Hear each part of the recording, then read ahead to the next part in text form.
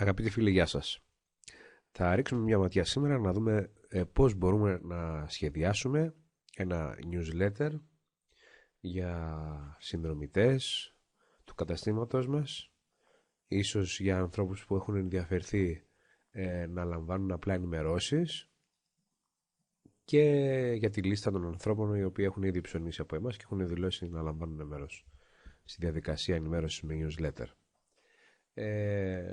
Η διαδικασία βέβαια προαπαιτεί ότι για να έχουμε ανθρώπους που δεν έχουν αγοράσει και θα θέλουν να ενημερωθούν, στην μπροστινή πλευρά του καταστήματος να έχουμε ενεργοποιήσει το ανάλογο blog. Θα το δούμε αυτό σε ένα άλλο βίντεο. Αυτή τη στιγμή θα προχωρήσουμε να δούμε λιγάκι πώς μπορούμε λοιπόν να φτιάξουμε ένα ενημερωτικό δελτίο, όπως λέγεται στα ελληνικά, εφόσον έχετε γυρισμένη τη μετάφραση του CS-Card 2 στα ελληνικά. Βρίσκεται στο μενού του διαχειριστή στο σελίδα ενημερωτικό δελτίο. Μπαίνουμε λοιπόν στο ενημερωτικό δελτίο. Όπως βλέπετε αυτή τη στιγμή δεν υπάρχει κανένα. Προχωράμε με την προσθήκη ενός newsletter. Δίνουμε ένα θέμα. Στην προκειμένη περίπτωση θα το ονομάσουμε προσφορές. Όπως βλέπετε αριστερά έχουμε το αστεράκι του κόκκινο που σημαίνει ότι είναι υποχρεωτικό πεδίο. Προς στιγμή το πεδίο αυτό θα το αφήσουμε κενό, το ονομαζόμενο τυχαία αντικείμενα. Αυτό το χρησιμοποιούμε σε περίπτωση που θέλουμε να έχουμε διαφορετικά θέματα σε κάθε email και έχει πιο πολύ να κάνει με το κομμάτι το οποίο δεν θα φάμε ποινή, ας το πούμε έτσι, για spam email, έχοντας πάντα το ίδιο θέμα, εφόσον μιλάμε βέβαια για κάποιες χιλιάδες email. Αν η περίπτωση αυτή τη στιγμή είναι να στείλουμε κάποιες εκατοντάδες email, δεν είναι τόσο σημαντικό, το αφήνουμε κενό. Το επόμενο πεδίο είναι το σώμα απλό κείμενο. Στην προκειμένη περίπτωση θα κάνω μια μικρή εδώ εισαγωγή και θα σας πω έχουμε δύο πεδία, το απλό κείμενο και το HTML. Σίγουρα έχετε δει και στο δικό σας κατάστημα, αλλά ίσως και αλλού, ότι μπορεί κανείς να διαλέξει αν θέλει να λαμβάνει σε μορφή HTML ή σε μορφή απλού κειμένου.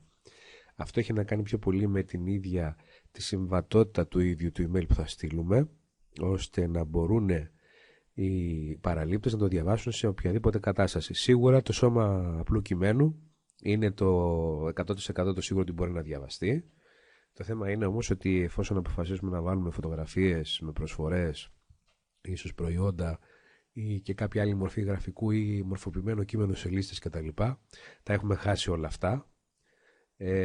Βέβαια, αν ο παραλήπτης έχει διαλέξει να είναι σε απλό κείμενο, είμαστε αναγκασμένοι, εφόσον ξέρουμε ότι θα το στείλουμε σε τέτοιους παραλήπτες, να γεμίσουμε και τα δύο πεδία.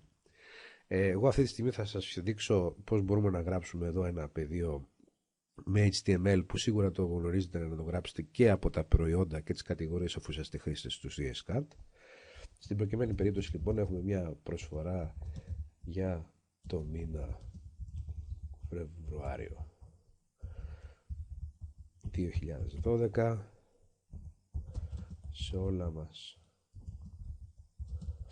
τα προϊόντα, μείον 25% και δωρεάν μεταφορικά.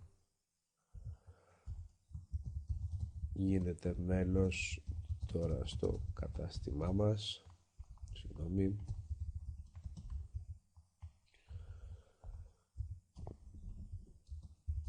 Και κερδίστε. Στην προκειμένη περίπτωση, ας πούμε, αυτό που μπορούμε σίγουρα να κάνουμε είναι να κάνουμε bold με έντονα γράμματα το Φεβρουάριο, το μείον 25% bold και ίσως μια λίγο μεγαλύτερη γραμματοσυρά για να φανεί και να βγει, να προσθέσουμε μια φωτογραφία κτλ. Αυτό που πρέπει να σκεφτούμε στην προκειμένη περίπτωση είναι ότι και βάσει νομοθεσίας αυτό που πρέπει να περιέχει οπωσδήποτε το email είναι τη δυνατότητα του παραλήπτη να διαγραφεί από τη λίστα μας. Είναι δικαίωμά του να διαγραφεί. Θα το έχετε σίγουρα δει και ίσως έχετε αναρωτηθεί τι είναι αυτό το κειμενάκι εδώ πάνω αριστερά, η σημείωση που μας δίνει εδώ. Εδώ μέσα λοιπόν έχουμε διάφορες συνδυμίσεις κώδικα που μπορούμε να βάλουμε μέσα στο email, στο σώμα του κειμένου μας, οι οποίες εμφανίζουν προετοιμασμένο κείμενο, το οποίο δεν χρειάζεται εμείς να το γράψουμε κάθε φορά. Αν θέλαμε δηλαδή να βάλουμε ένα σύνδεσμο που να λέει ότι εφόσον δεν θέλετε να λαμβάνετε αυτό το email, πατήστε εδώ για να διαγραφείτε, δεν χρειάζεται να το γράψουμε όλο αυτό. Το μόνο που πρέπει να κάνουμε είναι να αντιγράψουμε αυτό εδώ και να το βάλουμε στο τέλος του κειμένου μας με paste. Επίσης, αυτό που μπορούμε να κάνουμε είναι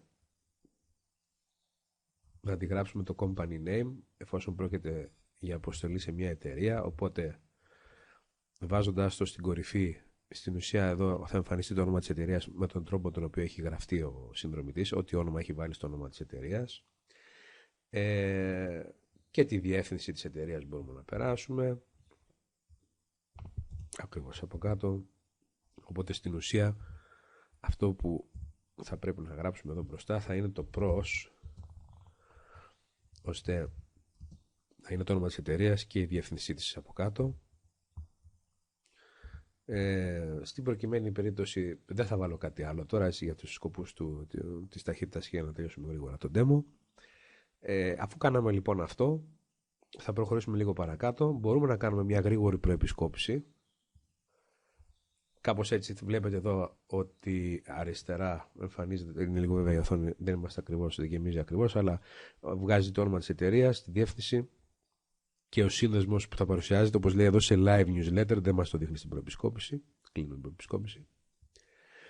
Αν είχα κάποιο έτοιμο template το οποίο είχα φτιάξει, μου άρεσε, με σχέδια, με κουτιά, γιατί όπως είπαμε είναι πλήρως HTML και μπορούμε να κάνουμε οποιοδήποτε σχέδιο, να επενδύσουμε δηλαδή κάποιες ώρες σε σχεδιασμό, απλό σχεδιασμό ενός newsletter, θα μπορούσαμε να το σώσουμε και να το φορτώσουμε.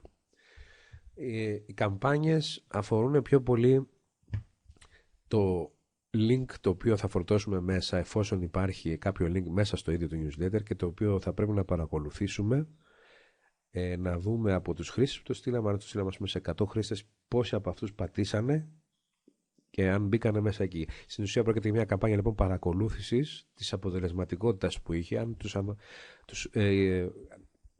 καταφέραμε, τους πείσαμε να πατήσουν και να μπουν να δουν αυτό που εμείς τους λέμε στο newsletter. Στην προκειμένη περίπτωση εγώ δεν έχω κάποιο συγκεκριμένο link. Μπορώ βέβαια να βάλω ένα link εδώ πέρα και να γράψω, ας πούμε, γραφτείτε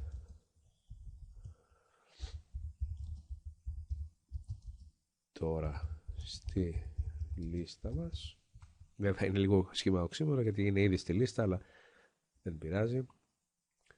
Αυτό που θα κάνω λοιπόν είναι να περάσω αυτό που θα κάνω λοιπόν είναι να το κάνω link. Θα βάλω το δικό μου στο χώρο.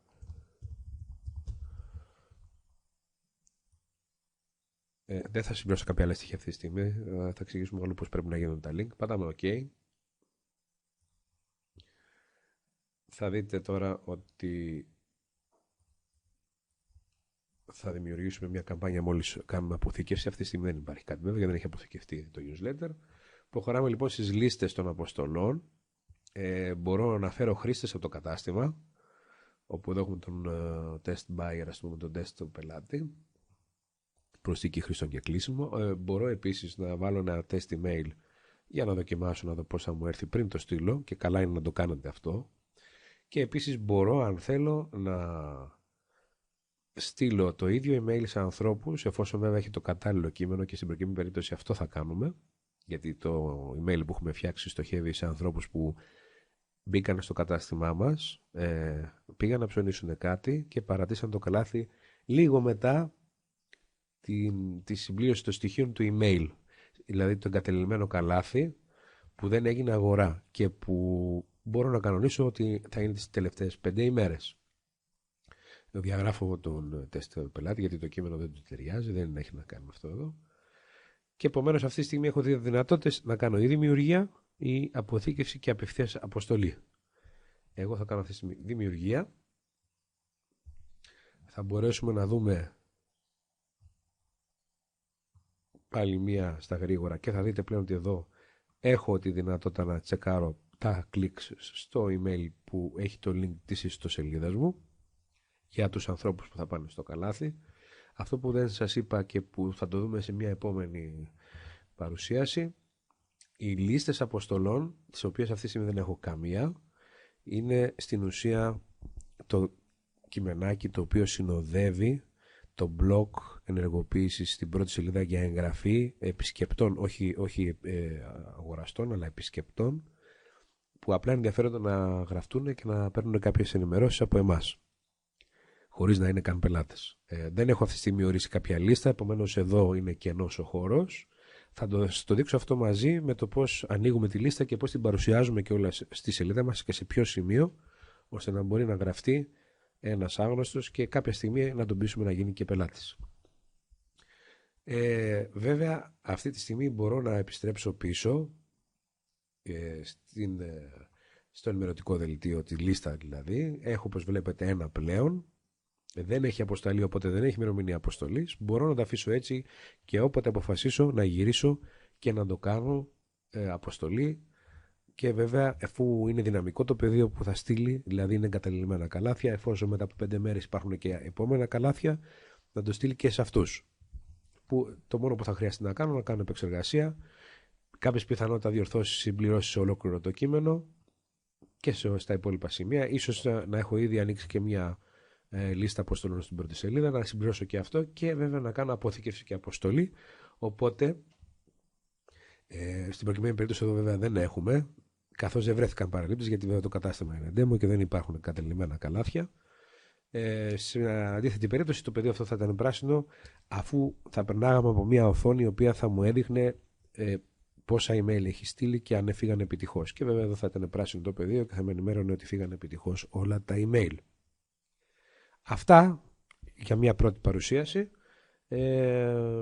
Περιμένω τις ερωτήσεις σας στο κάτω μέρος της σελίδας και ελπίζω να τα πούμε και online. Γεια σας.